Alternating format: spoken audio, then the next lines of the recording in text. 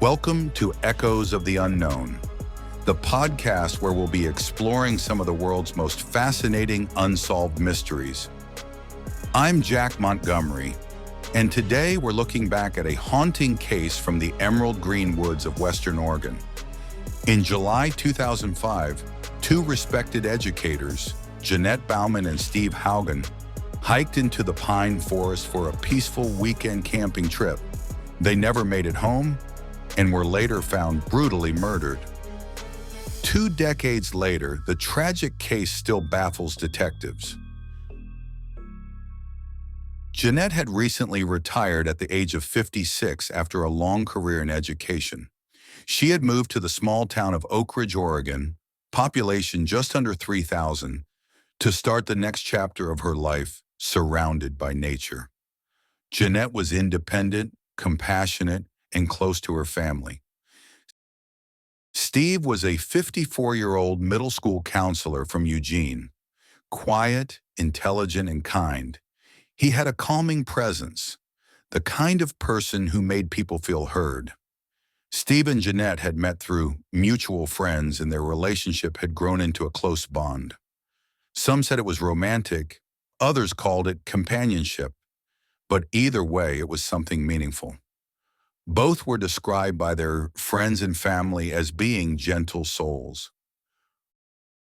On July 1st, 2005, they packed up Steve's 1994 GMC Jimmy SUV and set out with Caesar, his beloved Chow Golden Retriever mix.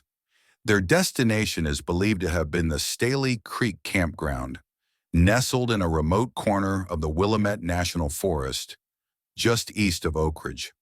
But on July 5th, Jeanette's family grew worried. She was supposed to have been home by then, but she hadn't checked in. Steve's friends also tried calling him, but got no answer. They contacted authorities and reported the couple as missing. Then later that same afternoon, another camper walking along a fire access road near the campground made a horrifying discovery. The camper discovered 2 bodies at a dispersed campsite, a primitive, undeveloped camping area outside of the designated campground. They were soon identified by authorities as being Jeanette and Steve.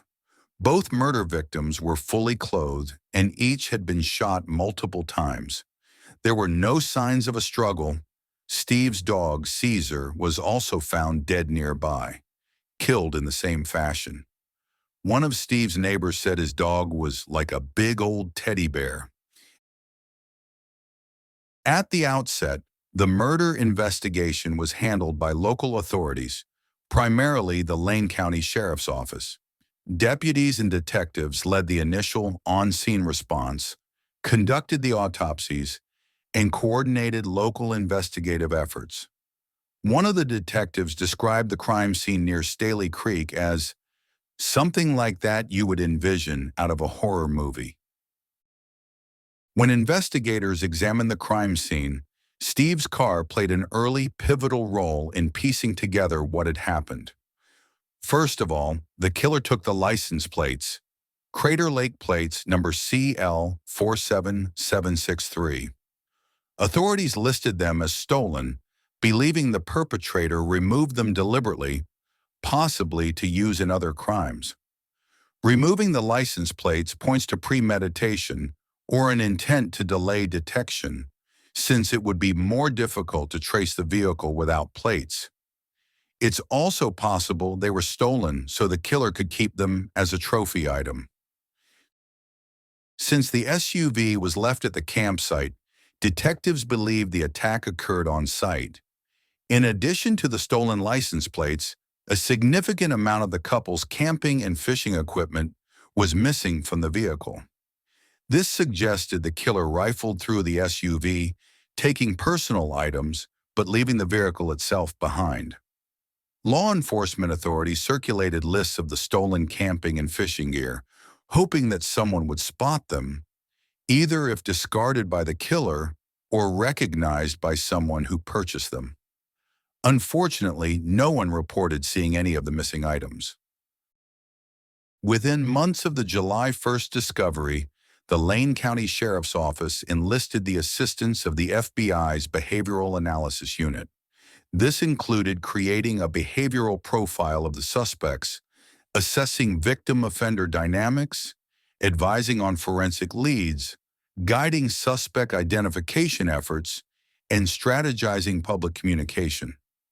The FBI's expertise helped law enforcement understand possible offender motivations, for example, territorial hostility versus a targeted attack, and shape the direction of public appeals for information. The BAU performed a detailed analysis of the remote crime scene. This included an examination of how the couple and their dog were shot, the lack of a struggle, the selective stealing of items like the license plates and fishing gear, and the couple being left fully clothed. They ultimately developed a profile of a lone, organized offender. Investigators described the perpetrator as a territorial woods hunter, or super hunter, someone who patrols or claims territory in the woods and likely perceived the victims as intruders. The super hunter premise aligns with someone using forest trails and terrain strategically to isolate his victims. In December 2012, investigators considered whether Israel Keyes, a known serial killer who was active in and around the Pacific Northwest during the period from 2002 to 2007, could have been responsible.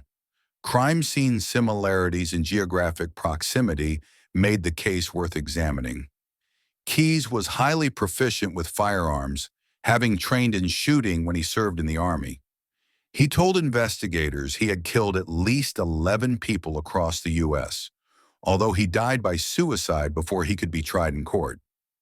Keyes was strategic and meticulous, often planning his crimes months or even years in advance, and he created kill kits that he buried in forests containing weapons and silencers, which he later used in his murders.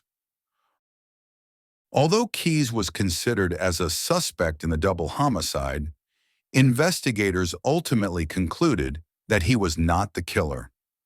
A timeline released by the FBI does show that Keyes was in Washington State in British Columbia between April 20th and April 25th, 2005, which placed him in the general vicinity a few months prior to the murders. However, there are no recorded movements for him in July 2005, and no indication he was near the crime scene in Oregon at that time. In addition, the crime scene details differed significantly from his known pattern. There was a behavior mismatch between Keyes and the perpetrator, since the bodies were left as is, fully clothed, and with no signs of sexual assault, all of which were very different from his modus operandi. The killings took place on the remote Forest Service Road 2134, also known as Camper's Flat, which is highly secluded. There were no visible signs of a struggle, suggesting the killer knew the area well and acted with premeditation. The isolated territory pattern led some investigators to draw parallels between this double murder and a previous double homicide in 2003 of a middle-aged couple camping in the nearby Umpqua National Forest. They were likewise shot dead along with their dog. Some people suggested exploring a possible link between the two crimes via DNA comparison, but a judge ruled such testing to be a fishing expedition with insufficient cause. During the late 2000s through the early 2010s, investigators sent recovered items to the Oregon State Police Crime Lab for DNA testing, but progress stalled due to the limitations of early genetic methods. However, the arrival of investigative genetic genealogy in recent years could help break open this case.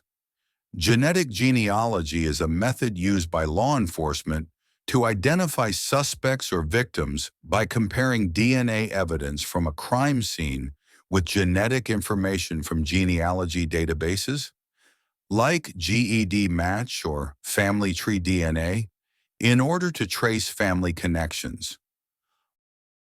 Although there's no public record confirming that genetic genealogy has been officially used in this case, the growing use of such methods, backed by federal grants, suggests that it may be a viable option worth pursuing. Nationally, genetic genealogy has successfully solved numerous cold cases in recent years, most notably the Golden State Killer. Investigators have submitted items recovered from the scene, for example, a knife sheath, to the Oregon State Police Crime Lab for advanced DNA profiling beyond the initial CODIS search. No match was found in CODIS, which indicates the perpetrator's DNA was not in criminal databases. In 2012 and again in 2015, new leads prompted fresh investigations, but none of them led to an arrest. In 2015, media coverage marked the 10th anniversary of the double murder, noting an influx of tips but no breakthrough. It's now been over 20 years, and no arrests have been made. The case is officially still open. Each summer, the Lane County Sheriff's Office revisits it. Detectives quietly re-interview those who were in the area. New forensic technologies are applied to old evidence. In 2022, investigators said they were re-evaluating the timeline of nearby campers. But no breakthrough followed, and time continues to slip by. Jeanette Bauman and Steve Haugen were killed at a quiet forest campsite near a peaceful creek on a summer weekend. If someone like them can be taken so violently and vanish from justice so completely, then any one of us could. And that's what makes this case so haunting. Jeanette and Steve's families are offering a $10,000 reward for information leading to the arrest and conviction of their killer. Someone out there knows what happened. If you have any information, no matter how minor, please contact the Lane County Sheriff's Office cold case team by calling 541-682-4513. Until new evidence is uncovered, we're left with silence and a forest full of secrets. Thank you for listening to today's episode of Echoes of the Unknown. If you found this story compelling, please don't forget to subscribe, leave a review, and share with fellow mystery lovers. Until next time, stay safe, stay curious, and remember, no case is ever truly cold as long as we keep searching for the truth.